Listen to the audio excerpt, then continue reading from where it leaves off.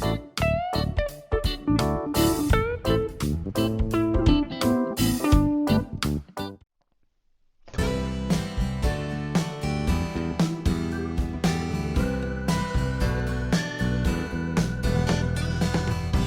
back, everybody. Life Snapshot.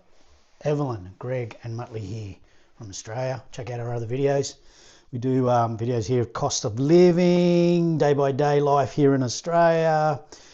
We've been overseas to Japan. We did a little bit of thing on that, and places to visit in Japan, places to visit in Australia. You know what to go.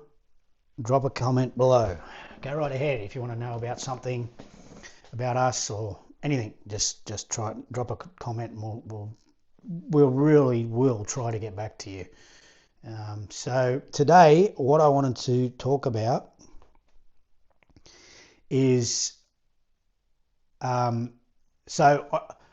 I've done some videos and some of them went really well, so I wanted to get through to as most people who watch our channel as possible. So I kind of put the title as cost of living, and then I put getting scammed. Okay, and I have an example that happened to me, and it wasn't long ago, and I would like to give some advice on how to fix this problem.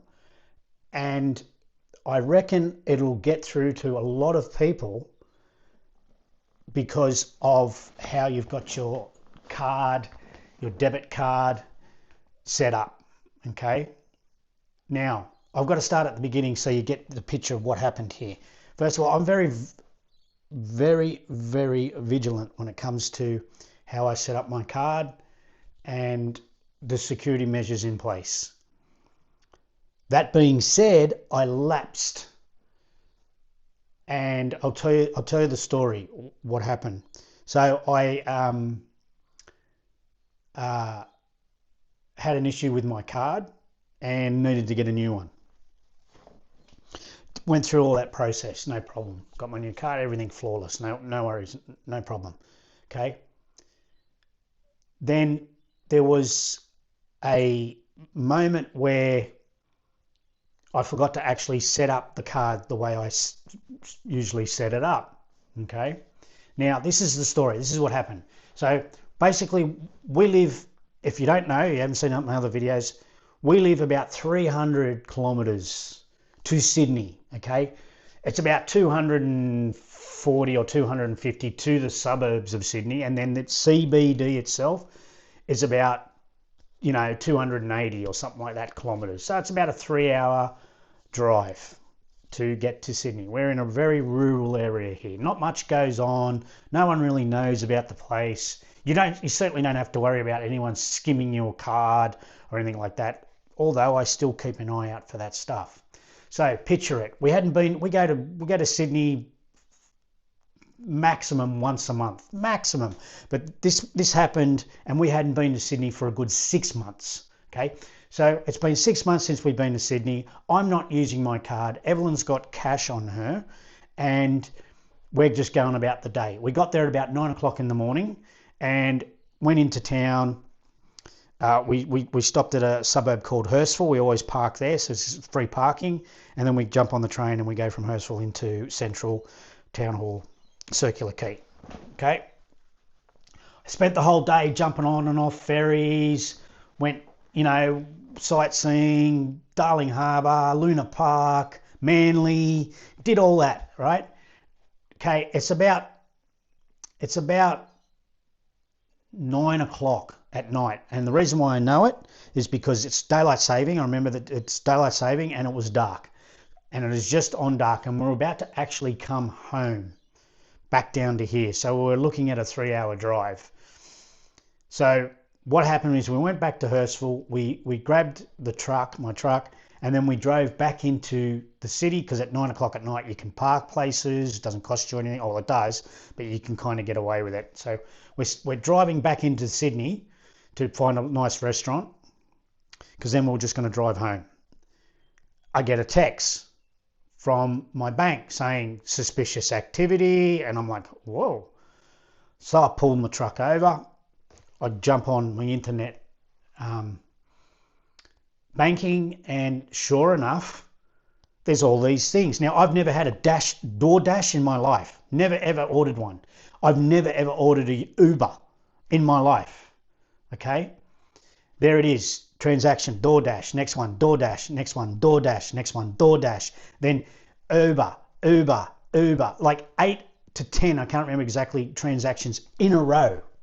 Okay, now you're probably thinking to yourself, well, you stupid idiot, Greg, you know, you got skimmed or whatever they do, you know, when you're just walking down the street and someone just goes right near you and takes your details digitally, you know, and that's what probably did happen. But this is the point I want to bring up. Okay, I don't know about your bank, but with my bank, you have sort of basically two levels of security. You have your everyday banking, which I keep very minimal amount in, and then you have a rewards level of banking, and you put the bulk of your money into that bit, and you can't even get to it. You need to transfer money from that one to your everyday. Okay, so in my everyday, I had a grand total of $8. Right? These suspicious transactions, well, fraudulent transactions, totaled $515. Now, I know what you're thinking, right? That could be impossible. That's exactly what I thought. Okay, so I ring the bank. They sent me a text saying, did you do these transactions? Send yes. If not, send no. And I said no. Now, credit to them, they called me within 2 minutes, right? Called me back. Also, credit to them that I haven't been to Sydney for 6 months. Someone's doing their homework there, that they caught on to this stuff pretty quick. But my point is, how the hell do you take $500 worth of transactions out when my balance was only $8? That was the part I was eager to talk to them about. And the response was just shocking, to say the least. Well, sir, that happens. And I'm like, what? Hang on a second. I said, hang on a second. I can't walk into Woolworths right now because my balance is now minus. Okay, at the time it was $8. I couldn't walk into Woolworths and buy $50 worth of groceries. It would decline. I can't go anywhere. I have to adjust that balance. Okay, it was only $8 in there. There's no, and she's, well, sorry, it does happen from time to time. And I'm just like, mate, I want to blow up, you know? So I had $8 balance, and they've gone and taken $500 out. Okay. Anyway, she goes through the whole spiel. She was nice. Don't get me wrong. She was nice. She was sympathetic about the situation, but I had them over a barrel, right? Because think about the situation. She's like, well, you know, we got to investigate, you know, this is what happens. And then it can take up to 2 weeks. She said, takes up to 14 days. We investigate, we check everything out, making sure that you're not doing something shifty anyway, which is fair enough. Okay. You know what my response was? I don't care. Right. And she's like, what do you mean? I said, well, it's your money. It's not my money. They haven't, well, they've taken $8 of my money out, but the rest of it, the $7 whatever that they've taken out, right?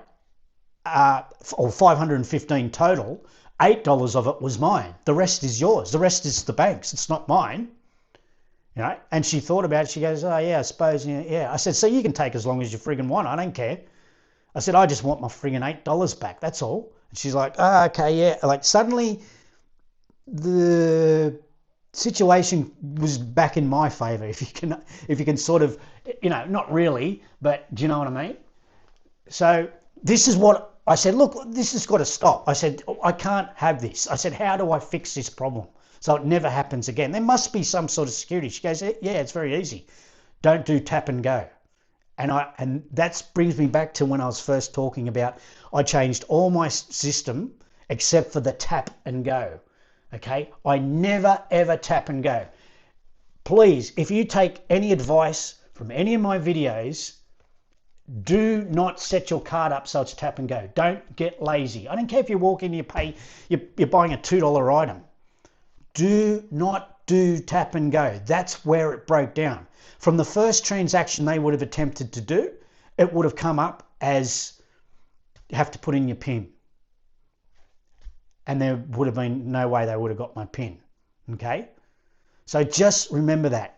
Now, if you need a quick crash course how to do it, I'm not sure about your bank, but with my bank, you just go into internet banking like you normally do and go into your settings or card settings, and it'll say use PIN only. You click that. Okay? Trust me on this. Do it. Don't be lazy. Don't be complacent, and just, oh, well, I'll just tap, because one day you're going to be looking at your bank balance wondering where the hell the money went. And trust me, these banks will not trust that it's you. You know what I mean? They won't leave you out of the loop to say, hang on, you might be doing something shifty too. So we'll just take 2 weeks. And if someone's, on a real tight balance or something, or a real tight budget, that could screw you for 2 weeks, even though you'll get your money back. But still, the bank's just got to do its investigation, and they won't give you that money back straight away, no matter how obvious it is that the money's been fraudulently taken out of your account. So remember that. Now, maybe some people do this. They keep the tap and go because it's convenient, and they keep forgetting their PIN. So here's a couple of hints from me how to remember your PIN. Okay, 1, put it in your phone, right, as a phone number. So you put in, mum's house or mum's place or your kid's name, and you put your PIN in. So you put in, the phone number of 9570, and you got a 4-digit PIN of 4323. Okay, and you put it all in your address book of your phone, and you've probably got 30, 40, 100 phone numbers in your address book.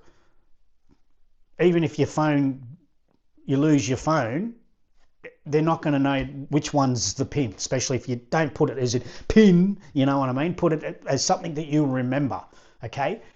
Even more so, if you want to do that, put it in as a number, but put the PIN backwards or something like that. So just for example, say your PIN's 4, don't do these types of PINs, don't double up on numbers. Let's just say your PIN's 4455. So you put in the phone number, mum's house, 95705544. So it's backwards. Do you know what I mean? Or just muddle it up a bit if you really want to be super security conscious about doing that. And then you'll never forget your PIN. You always got your phone, it's there. Okay. Another one would be your number plate. Okay.